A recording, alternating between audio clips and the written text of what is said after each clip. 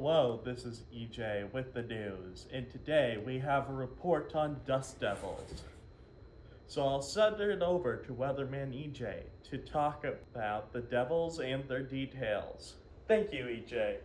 So, dust devils, also known as miniature atmospheric vortices, are natural occurrences that appear in hot, dry, and still environments.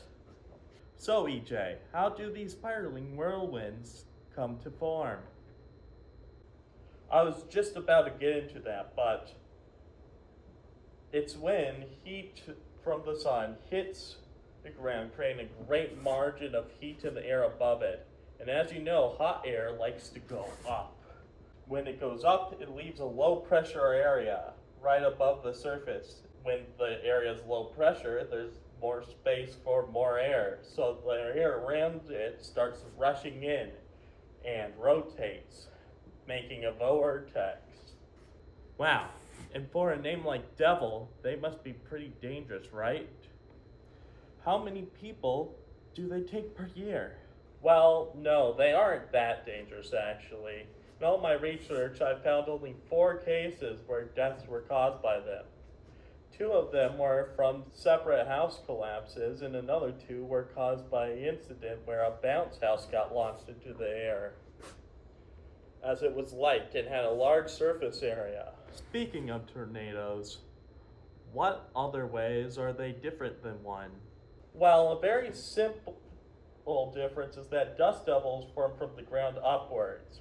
Meanwhile, tornadoes form from the clouds downwards. Very similar to the rare case of a snow devil, which also forms from the ground up, but requires much more specific conditions, having cold air passing over a much warmer surface. Can you tell me more info about these snow devils? Not really. Like I said, they are much more rare and hard to observe. And what about dust devils? How common and easy are they to observe? They aren't. I've seen multiple papers talk about how hard they are to study when talking about the equipment and procedures.